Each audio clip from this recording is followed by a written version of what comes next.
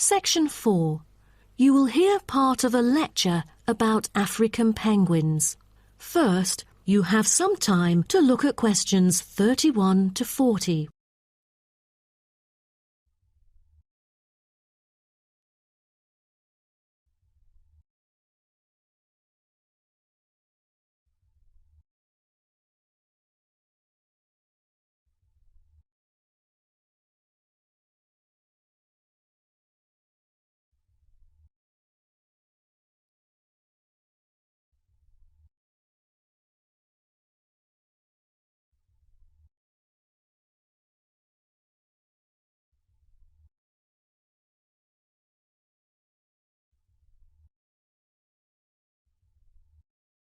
Now, listen carefully and answer questions 31 to 40.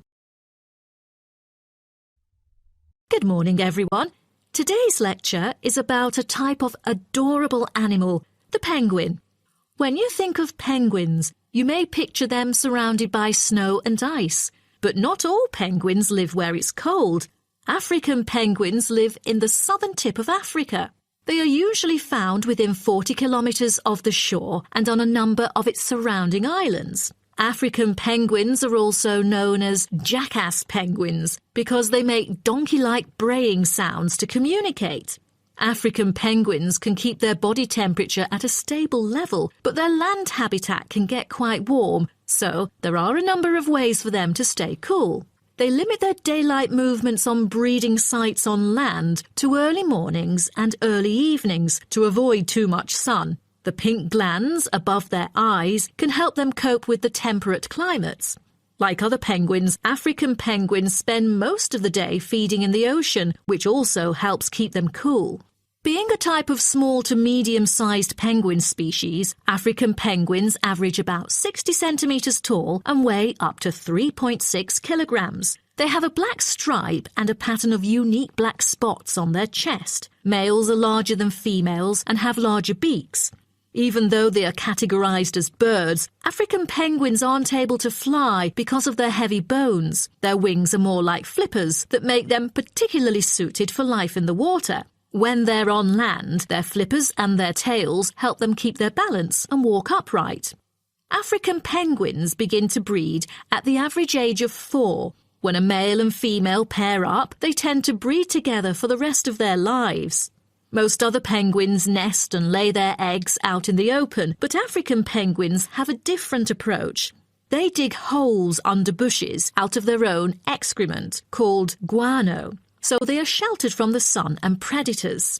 The African penguins survive on a diet that is comprised mainly of marine organisms. They feed primarily on fish like sardines, along with the occasional squid and shellfish. But when normal food is in short supply, they eat tree roots as well. The streamlined body of the African penguin allows it to move through the water like a rocket, capable of reaching a speed of around 20 kilometers per hour when hunting for food.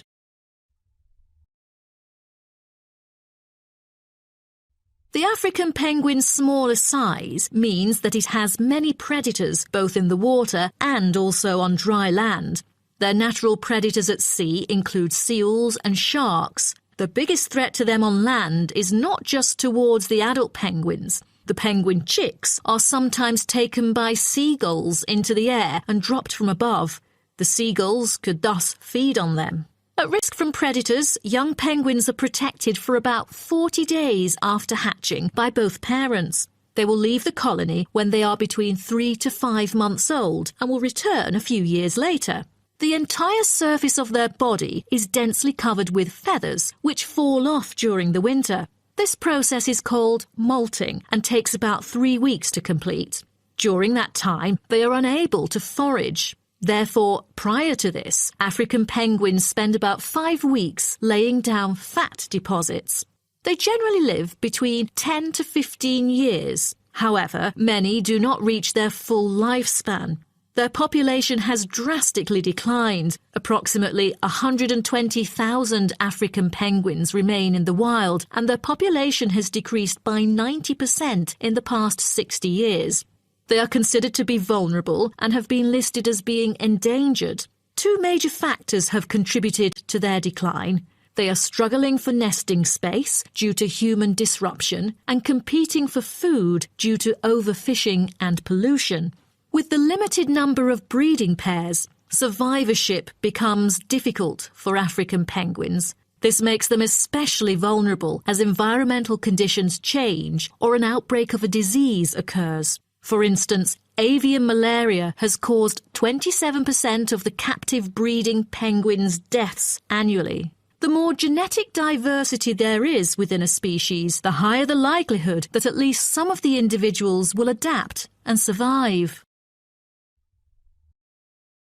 That is the end of section 4. You now have half a minute to check your answers.